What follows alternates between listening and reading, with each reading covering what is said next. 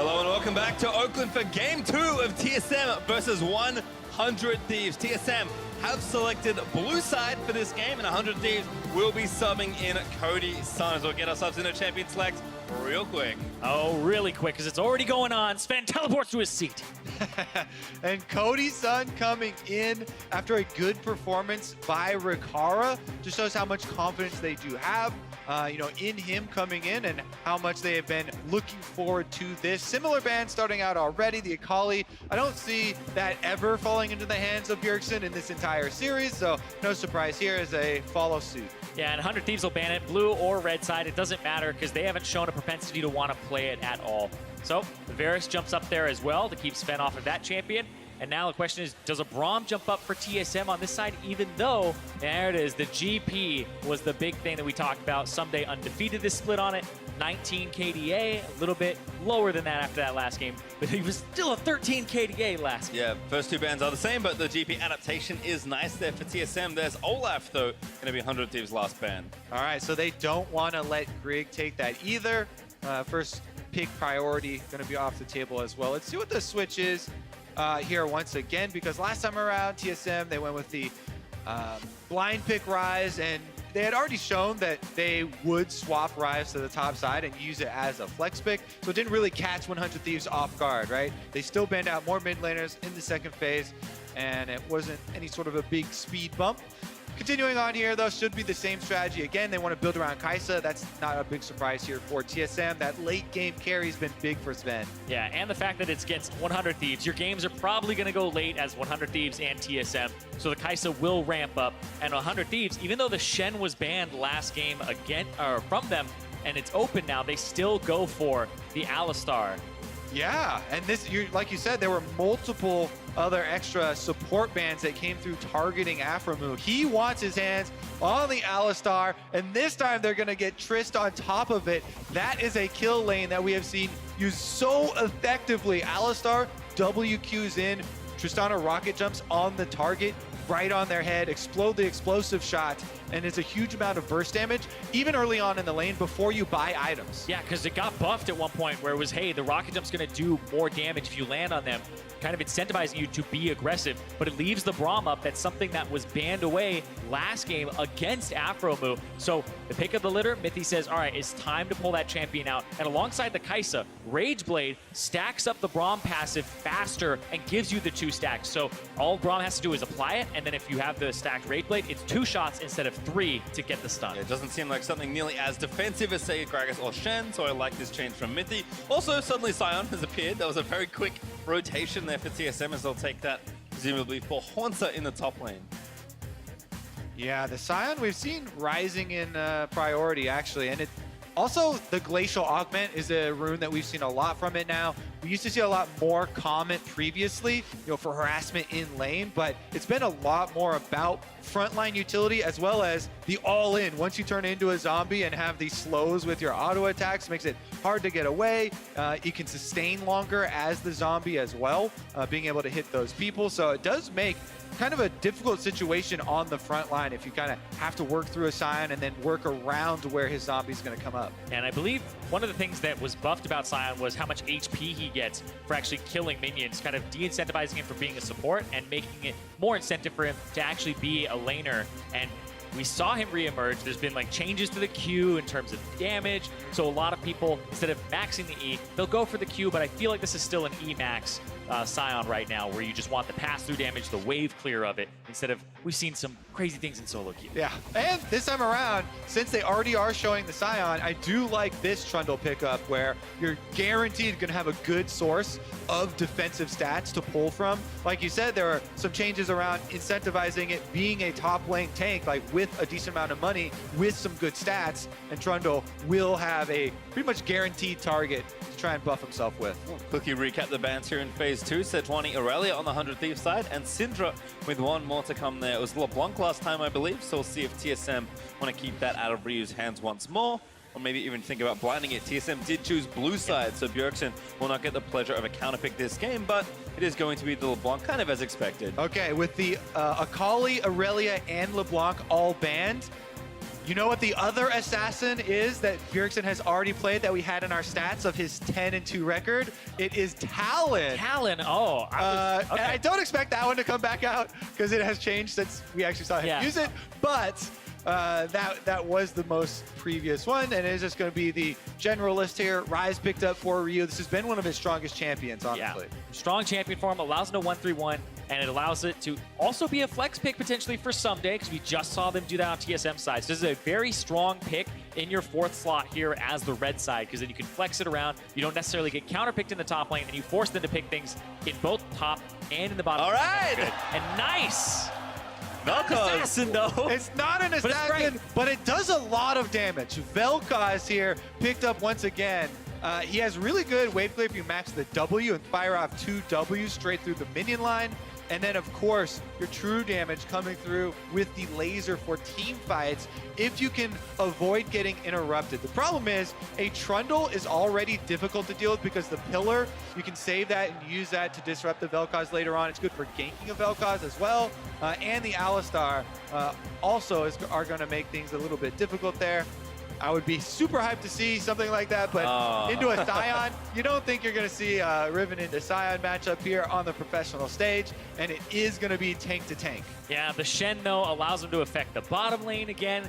1-3-1 looks like the name of the game here for 100 Thieves. They have good engage. They have some good disengage with Cody's son and Anda as well. But then you have really good split pushers on the opposite side. That's something that TSM won't be able to deal with is 2 split pushers because the Vel'Koz isn't going to take TP. He's not going to hang out in side lane. One of 100 Thieves' strengths has been Aphromu's directing in the mid game. When you have more global tools like Rise and Shen at your disposal, does make that a bit easier to try and get some objective victories, try and get some tempo plays going through the mid game to carry you on to later. But again, TSM, they have Kai'Sa and Vel'Koz, very good late game damage sources if you can keep them safe. Well, interesting to think about Vel'Koz as well. It's actually his first appearance of the split, and Bjergsen's second time ever playing the champion. So I know he's played it plenty in solo queue. It's something that a lot of mid laners every now and then have picked up in certain counter matchups or just when he feels strong. But not a super popular mid laner, and Bjergsen confident enough here in his matchup. Yeah, effective. A lot of the times people go, why would I play this when I could just play Xerath, which is easier to pick up? But if you put the reps in on the Vel'Koz, the harassment in lane is very potent. And Vel'Koz had actually been buffed slowly but surely. Little few AP ratios here or there, the Q damage, etc. Like, a lot of Vel'Koz mains are going like, hey, you could play him bottom lane as basically the bottom laner, right? And so I really want to see what he's able to do here on this. Also, if we're reading this correctly, it looks like a glacial augment Vel'Koz. So Bjergsen wants to utilize his auto attack slows. Give him the tentacle and then you knock him out. As well, so you hit him with the auto attack slow can allow you to hit your knockup easier. And you're also going to have the slow of your own with your Q for your geometry angles to try and hit for your harassment. But I'm going to be very interested to see how he actually uses this because his auto attack range is not that long. And my best guess would be for the guaranteed knockup. That's going to allow you to more easily hit that. Yeah, it's 525 basic attack range for the Vel'Koz, so he's always going to be in range of the E, the W of the Rise. And so you had to make it worth it. You had to get the knockup pretty much every single time. And with a phase rush from Ryu, if he's still able to combo you, the Glacial Augment's not going to be as effective. Maybe it's a rune profile thing. Haunter actually has Grasp in top lane, not Glacial Augment, so maybe they just needed to fit it somewhere in the composition. Looks like teams are spread out, though, and just kind of guarding their initial entrances, so won't see anything too crazy in the early stages. And I think that's going to become the theme for almost all our games here in this series. These teams do like to play slow, really like to push things through in the mid and late game. Last time around, it was 100 Thieves that really won those key exchanges. We'll see if TSM kind of change some of their fortune here, because style-wise and maybe even skill-wise, these two teams do feel very close. Yeah, they feel very close because they play that slow early game. They wait for the scale-up. They pick some scaling lanes. They don't mind if they have losing lanes because they're playing for comp.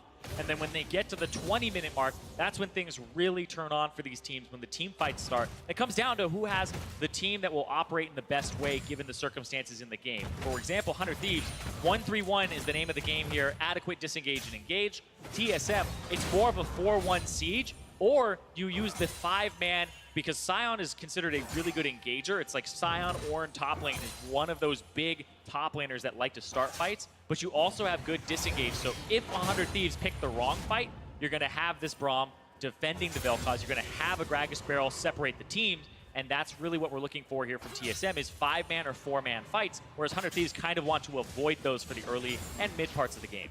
Definitely should be the setup, and that is going to mean that flanking wards are extremely important once we do get to this stage. Early on, though, it is going to just be about tracking these junglers. Gragas has actually done a full red side clear here from Grig, and we've seen that much more frequently. Ever since the change to the small jungle camps where Krugs are worth so much more golden experience comparatively to the other ones, now he's going to have a contest here with Anda, though, over the Scuttle Crab, and it is very dangerous versus a Trundle. Somewhat tough battle to win, but Bjergsen is here first. Ryu, though, not far behind. It's not in smite range. You need like 1 or It's 2 the more Q. hits. Gonna zone it back away, and 100 Thieves do secure that first crab on the left side. All right. Trundle going to be able to take over the vision around topside is actually pretty important for him as well. Uses that to invade and pop the plant on Grig over the blue. And you can see Someday TPing back. He has the advantage in terms of push, so he can actually walk down here, put pressure on Grig, and then Anda might be able to steal this away. He has his smite back up, and it's going to pull Bjergsen from the mid lane too. Yep, we're gonna try something, but we'll see exactly what happens with Anda. May just wait and roam back in, but I think the buff's gonna be too low, no extra vision, so late enough as it actually does re-invade. You're gonna see Grig with the buff. Yep, he's going to find him here, chase him off the Grom. Now, he has smite and Grig does not.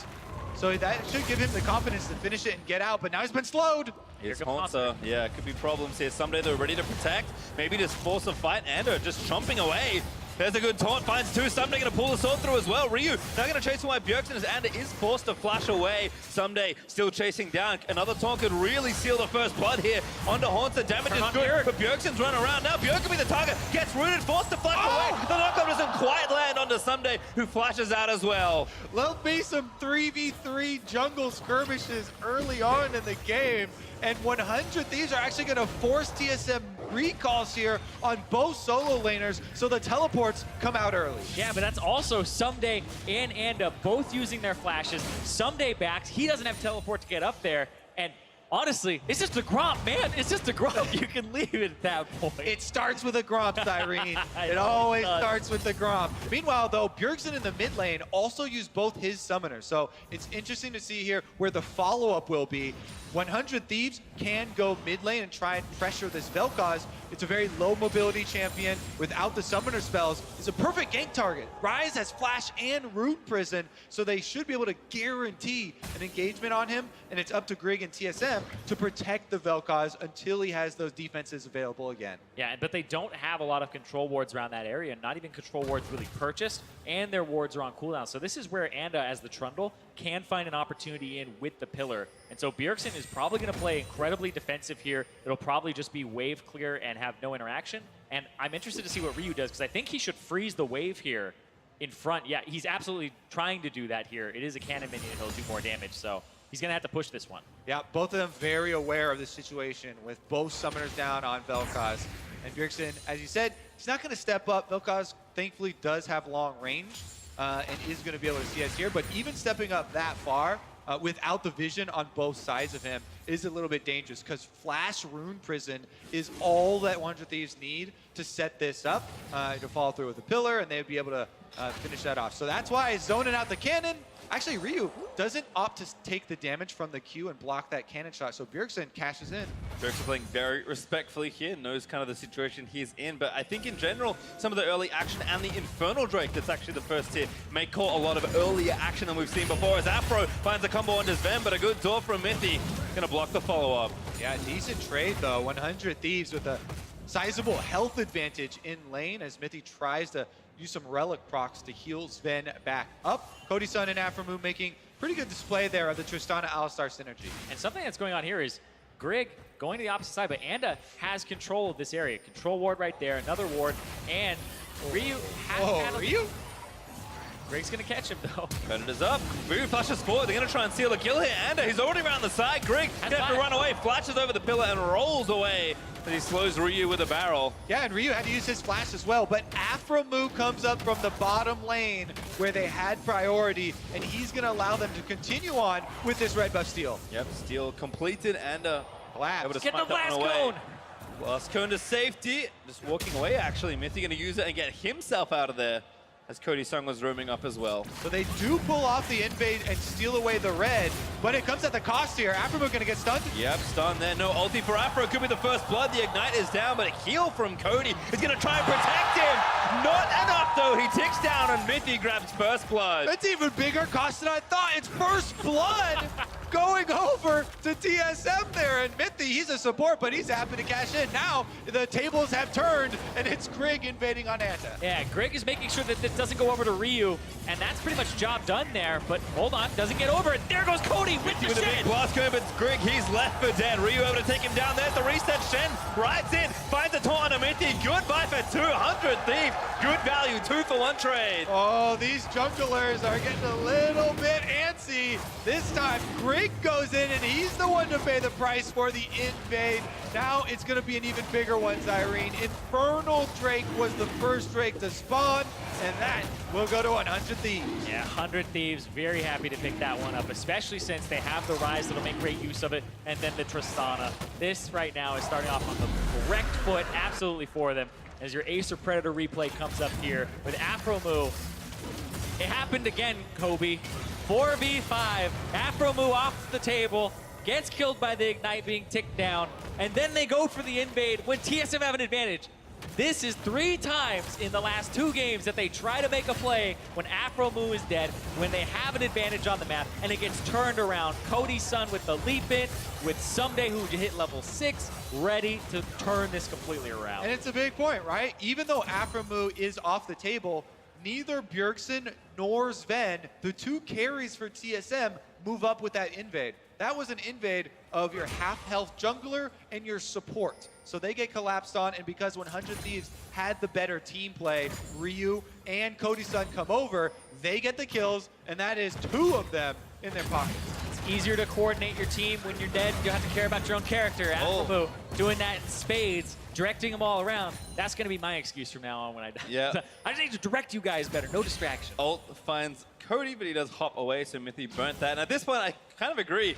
3 times in a row, it's becoming less of an accident and more of a strategy as 100 Thieves successfully baiting TSM in, but Ryu knocked up. There's the combo. Greg able to finish it off, but the tower aggro is enough for the trade kill. The Glacial Augment auto attack actually helped out a little bit there. I mean, Ryu does have phase rush as well. In the end, Jungler does trade his life as Grig goes down because Anda comes to collect afterwards, but we got to see it in action, and Bjergsen did apply 1 auto. There's some spicy junglers just going in after each other, but hold on. Oh. TP here from Ryu. This is to rude. Flank his own lane, but there's a flash and a cleanse. Flash used, now gonna have to cleanse, does use it, gets under the turret safely. Well played by Bjergsen.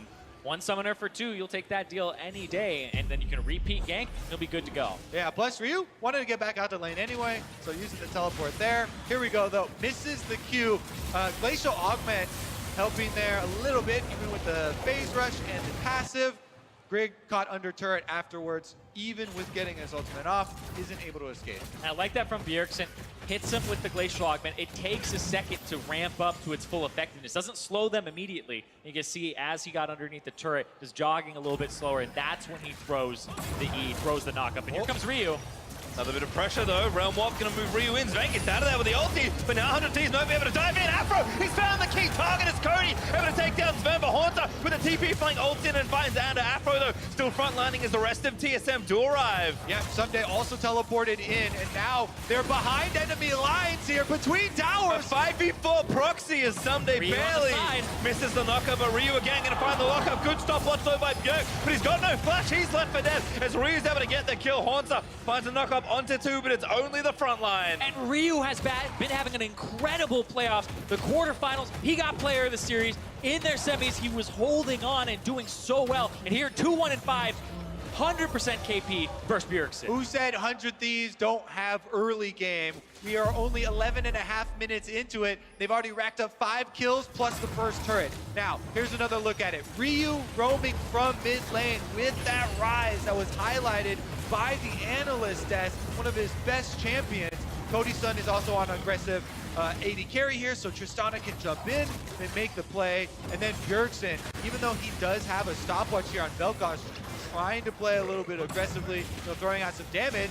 Ryu just loops around the outside, hits him with the Rune Prison, and they're able to get another kill for themselves. And I'm loving Cody Sun in this game on the Tristana, the leaps in over and over again. And one of the things he's most known for is the Cody Sun of jumping in at Worlds and then dying when he tried to turn a fight around. Here you're seeing that risky going forward play style, actually what he was going for, and that type of aggression pays off here. Yeah, he's got the Storm Razor, so a lot of burst damage coming out with the first auto as well.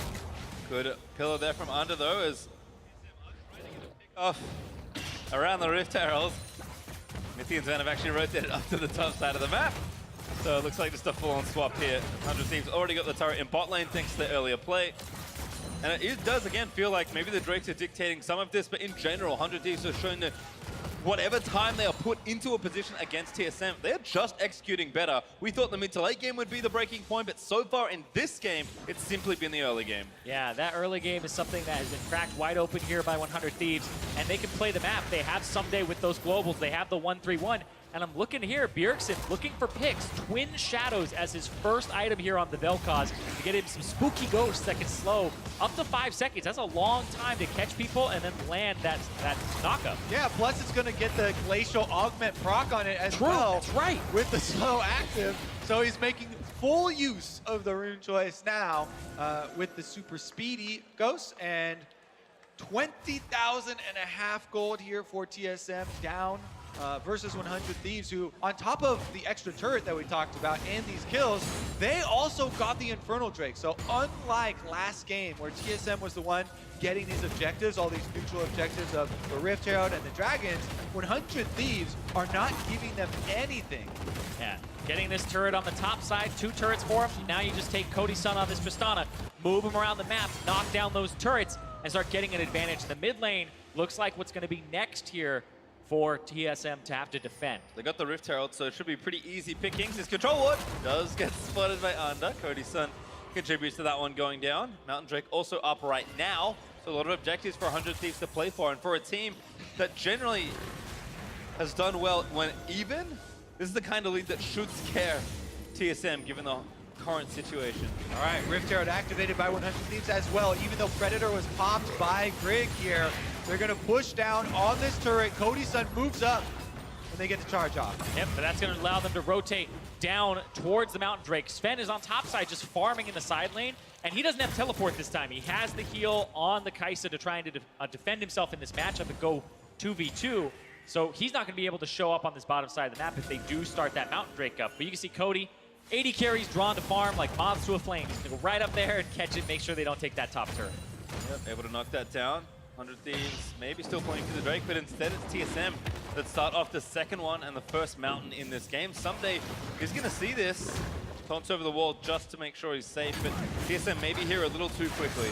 Yeah, I mean, with Cody Sun in the top lane, it looks like TSM should be able to secure this one. And they should be able to get the Skull Crab afterwards for themselves, but Cody Sun is Tristana. So it's an 80 carry pushing on top lane. If that minion wave gets out of there quick enough, he could do a lot of damage. Doesn't want to risk it though, so it looks like he's going to recall in exchange here for the turret. Someday, nice taunt, Grig, yeah, forced to flash. Yeah, forced to flash out of there because he's not going to body slam at that point. Even used the ultimate and it didn't knock Someday away. Someday has been so good on so many different champions. This time around, he's playing utility for his team, really good teleport early on, good taunts so far, and very good map awareness, making them pay a little bit of extra price there for that dragon and stalling the recall. And I wonder what's going to happen here in terms of his build for maybe a Titanic Hydra, the wave clear in 1-3-1.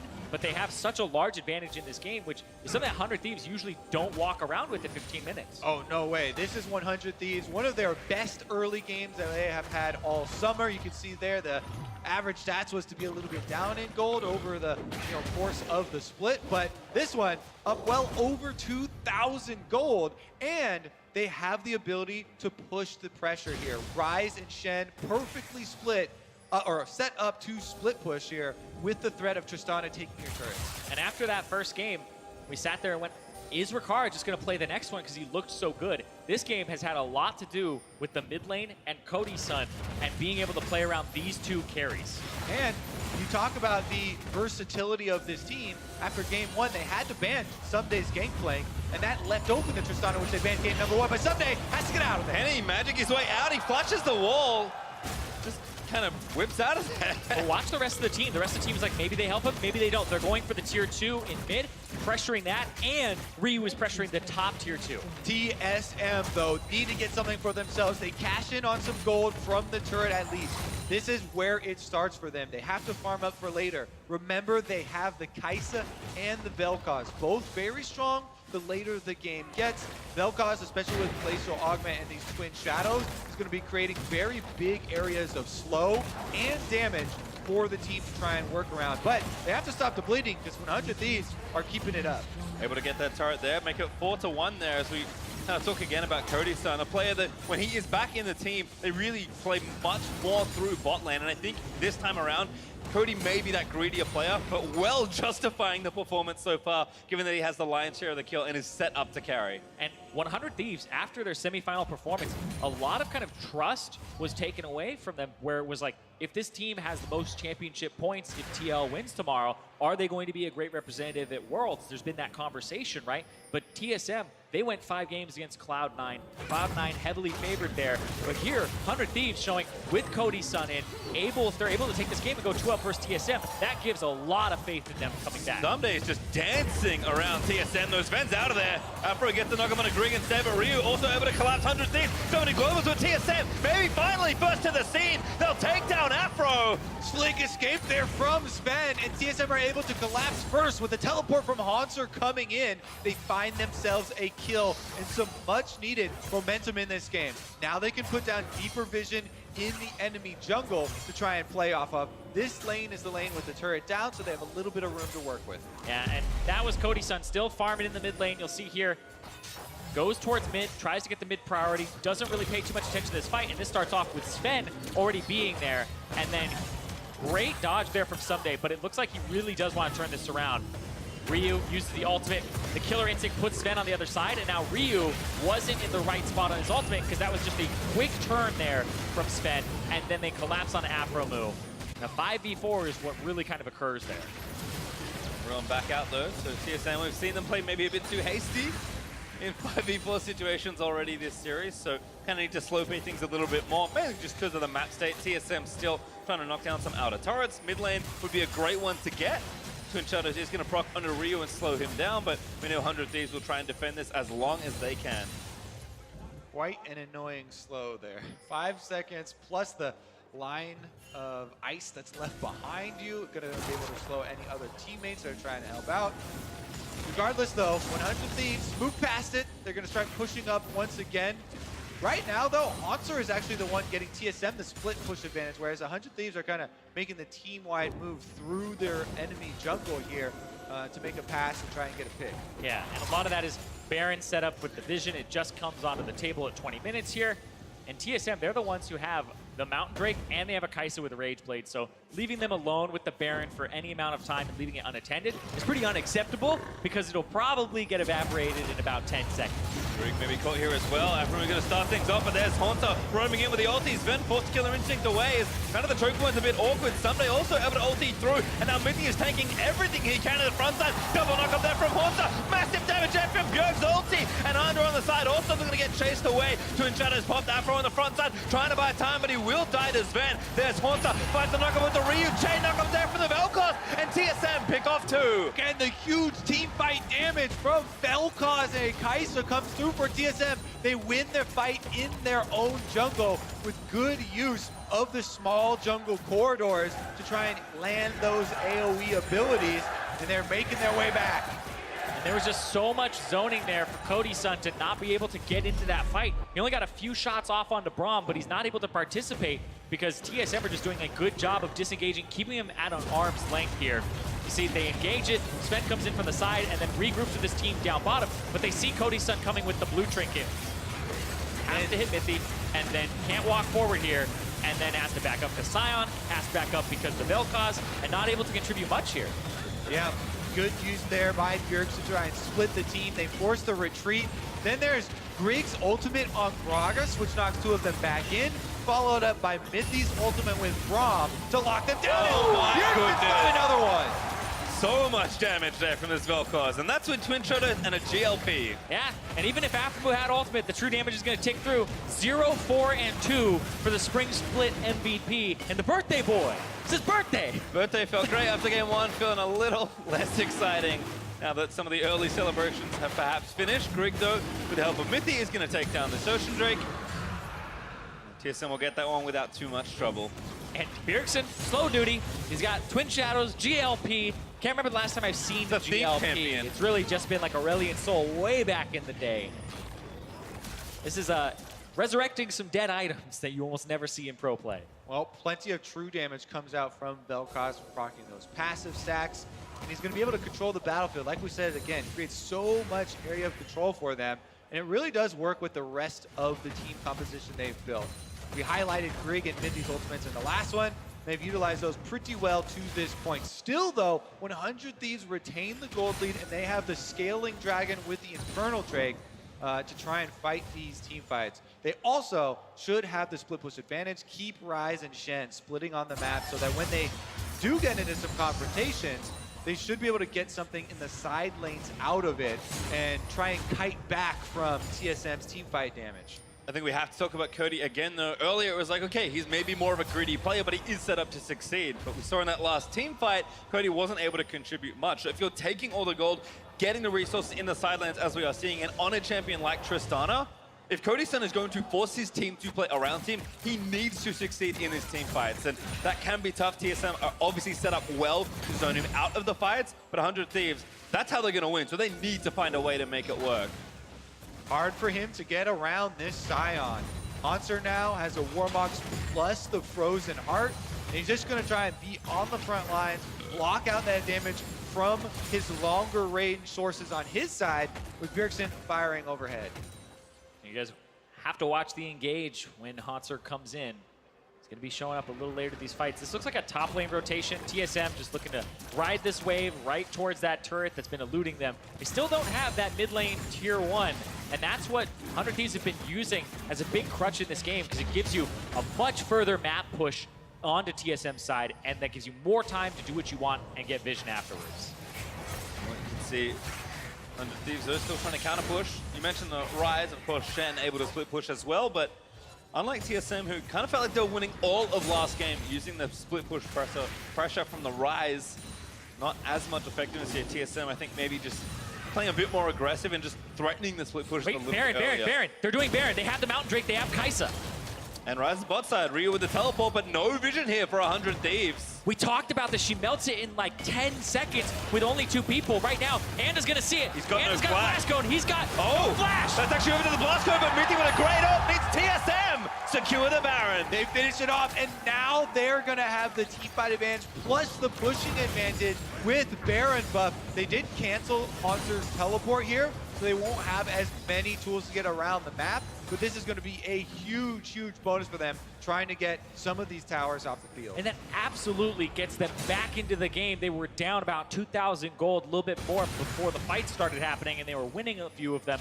TSM now 100% back to even here, but with that Baron buff to help them knock down turrets and siege and survive, so this Kaisa and the Vel'Koz can scale up. Yeah, and we'll see how difficult it is for Cody's son to get his damage off through a Braum Unbreakable, as well as all the zoning tools that we mentioned for TSM when they bring the siege up to the turret. Predator is actually activated already, and there is the augment. Yep, pop the Twin Shadow, so that's going to force Cody to jump away. Ryu also tagged by a W.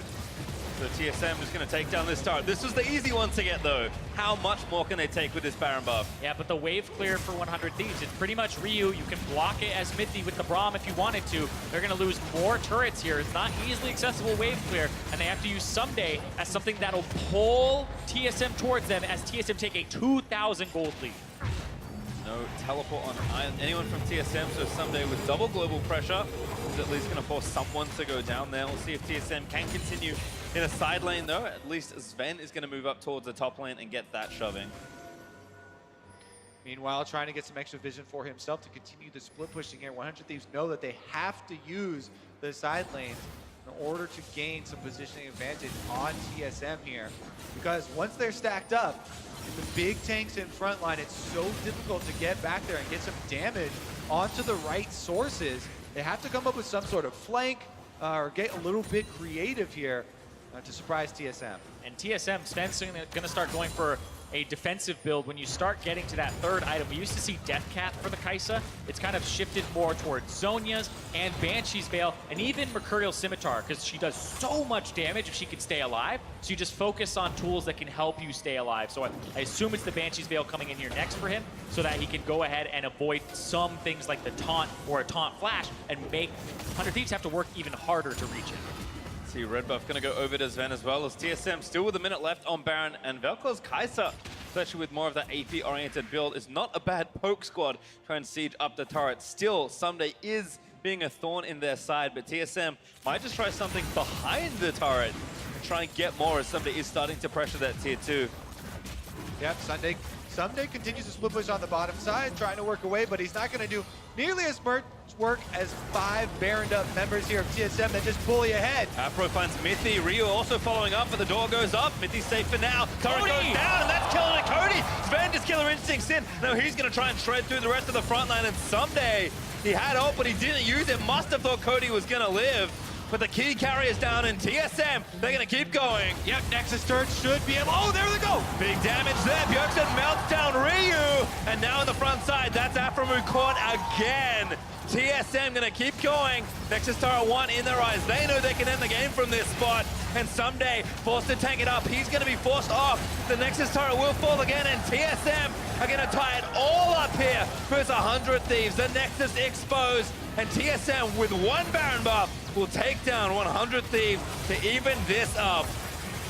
And that small little moment where 100 Thieves slacked off in the vision, TSM strike, get the Baron, and they take the game in 29 minutes.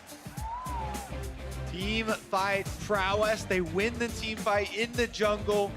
Kai'Sa getting multiple items, and the multiple slows here from the Vel'Koz. Bjergsen pulls it out after a very long hiatus, but that was a huge one for them to be able to even up this series. And the analysts predicted, everyone's thinking this was going to be a very close third place match. Looks like it is going to turn out to be that, as we are dead even here, guys.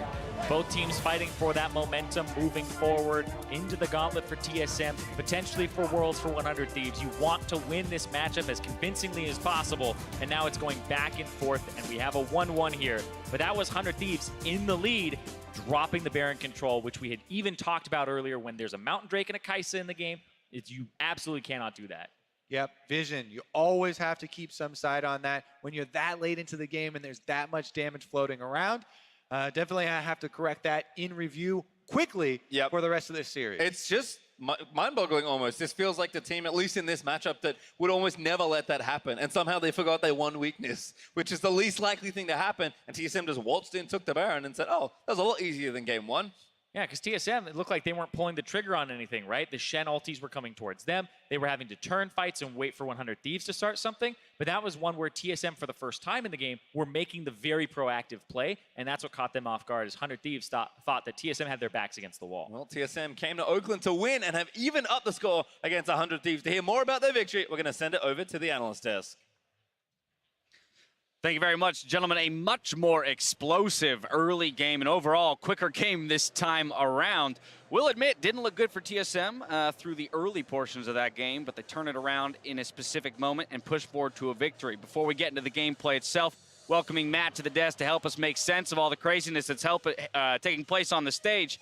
Champ Select, Mark, you asked the question. What will TSM prioritize on blue side? Kaisa, no big surprises there. I want to know about this blind pick Scion.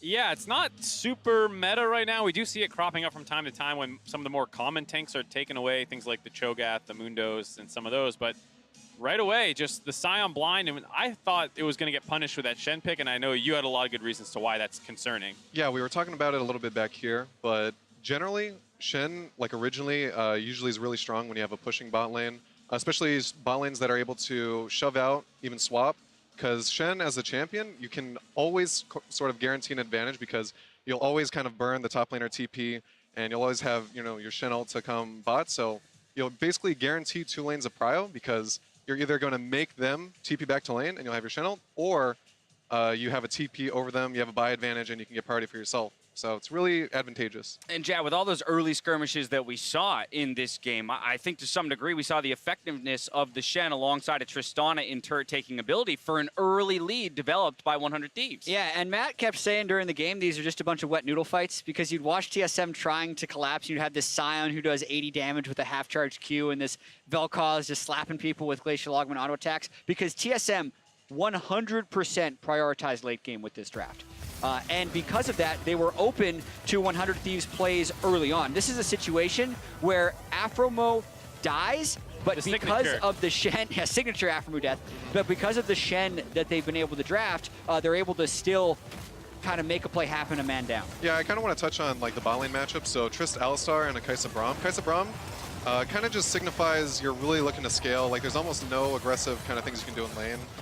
Maybe if you're hitting level 6, you can kind of look for an all-in, but it kind of just shows like TSM's playstyle. They really want to get to late game. They really want to scale up, and you know, Trist Alistar lane, you're able to push in, you're able to get an advantage in lane, and it really helps out with the Shen ult. And I was a little frustrated looking at the build pass out of 100 Thieves front line. Almost none of them prioritized any MR early on against the Kaisa, who committed hard to the AP build early on. It wasn't like sometimes you see people split away after a Stormrazor into AP. He just committed right away to a Ginsu's AP build. You also have a Vel'Koz, Gragas, and no one picked up a major MR item, I think, in the entire game. Other than Ryu, yeah. An Abyssal Mask, which doesn't even work with Ryze that well anymore since the range on it's 325, and you're not even amping any magic damage. So I thought the itemization was just horrible, as well as, like, you know, we're talking about the vision control. Yeah, and a nice play by Grig there down the stretch to get the ultimate back so that Sven could ult in and kill Cody. Then they're able to kind of run through the motions. Also want to shout out the Glacial Augment Vel'Koz. Ryu was still slowed. Now he gets slowed again. That slow persists for 5 seconds. It makes it very easy to lock him down. It's not as much about the auto attacks as it is about the active items for that Vel'Koz build, but both of these games really swung on a Baron take for either team. This time TSM went for the 25-minute Baron, secured it. Last game, we got to see Ander run in with Olaf and steal it, and that's why I think we're at 1-1. Yeah, at 1-1 we are. I do think, of course, that this game being 10 minutes quicker than the previous one is somewhat telling, at least in the way that we positioned these teams to interact with each other before the top of the day. News just in, 100 Thieves swapping back to blue side. No subs. So they are going to hold on to Cody Sun in the roster, even though Ricard picked up the win and Cody Sun the loss. And Bjergsen on your screen was a big part of that win. Even though it's not like I'm going to go in, Vel'Koz still has a lot of kill threat and team fight presence. So the Zilean is much more utility focused. You can land some big double bombs. You still can make plays, but it's about your team being able to follow up. A lot of that was just like I double ulted 2 people at once in that top jungle fight, and that won my team the team fight. Like those are the kinds of things Bjergsen needs to have champions to be able to do because he is such a huge carry threat in that game. Yes, a sneaky Baron's great. If you can keep getting that in a series, great. I just don't think that's consistent enough, and the Bjergsen playmaking is much more important. Yeah, I would want to comment a little bit on the game because, like you said, the itemization, I feel like if they itemized correctly, they didn't give up the Baron, TSM would have had a really hard time finishing out that game, you know. They really needed a Baron to finish it out, and without the Baron, I really don't even know. TSM's really drafting for late game teamfight. I don't even know if they'd win the late game teamfight for that game. In-game decision-making, biting 100 Thieves there in giving TSM some room to breathe. But looking at the Vel'Koz pick for Bjergsen, I know we talked about assassins and whatnot. Okay, Vel'Koz isn't an assassin, but it can supply that damage. It has the ability to zero people out. Do 100 Thieves have enough tools in the book to deal with Bjergsen's kind of blossoming pool here? I mean, that is going to be something they have to answer. The worrying thing is that Ryu's one of the better Ryze. Okay, Ryze is one of the better picks for Ryu, and Bjergsen has a very good answer for that. So in that instance, I'd say no. I think you still can try and find ways to neutralize that. I still want to see the Malzahar. Like, that is one of the greatest neutralizing picks that they can bring. It's also good late game. So I think if that also fails, then I'll say they can't contain Bjergsen. I believe it's kind of pick your poison with Bjergsen. Like, you can try and limit a couple of the scariest threats, but he's going to find something. And I thought the Ryze pick was actually good, and I thought they were playing with it relatively well until the Baron give up, and then you're up against a Vel'Koz pushing you into turret and just shooting you consistently with slows and damage. So I thought the draft for 100 Thieves was largely fine. I just thought that they made a lot of bad in-game decisions. And while it may have been fine, I do think one of the things to kind of pinpoint here is, of course, the swap up in champion and style for Sunday in the top lane. Going from that Gangplank, yes, he still has a pick that has agency to affect the map, but by no means would you call Shen a greater carry champion than GP. And I think I'll be very curious to see how 100 Thieves continues to evolve in the series, because in their semifinal, they put him on progressively tankier and less impactful champions. I don't know if they'll follow that same trend. Well, I would think, you know, specifically, there can be good times for him to be on a tank, and especially for that game with Shen, if you have a pushing bot lane, Shen will be a great pick. But, you know, if you can't guarantee that pushing lane, I would really prefer him to be on a Gangplank or a carry type champ. We can still see him on stuff like Gnar, right? Like, it really just depends on the goals. And what Matt has said already about the Baron being the fulcrum with which that game tipped is super true. I do feel like the Trist would have been great late game. They don't necessarily need to change everything. And that's why I think 100 Thieves was so relaxed in their player room, because yes, they did lose, but it's still a 1-1 series, and I think their team comp looked all right. Well, tied up 1-1 in this best of 5. Matt, I have some breaking news that I'm also going to be breaking to our viewers as we speak. You have been reportedly benched for the show match later today in favor of Tyler One, who is in the building today. Tyler One and Freak have a long-standing rivalry, as we have seen in the past. Are they on the same team? No, they're against each other, I believe, somehow. I don't know how that's happening. Whoa. Oh, they're on the same team? They're laning together, is what I'm being told. Oh, so now they've got to overcome their differences in rivalry to push forward and take a victory. I have been also notified, though, that the meme team, essentially, the stream team, has an opening, a vacancy in the coaching position. So if you'd like to exact revenge against Tyler One and Freak, you can take up the mantle as coach there. They're very particular about getting their name right. Make sure you say Meme Dream Stream Team. Meme Team Dream Stream? Meme Stream Dream Team. Stream Team. All right, got it. There it is, ladies and gentlemen. Thank you, Matt, so much for joining us. Thank you to Solo, who was on just in the segment prior to this. Time for us to take a break. When we return, it's Game 3 of 100 Thieves versus TSM.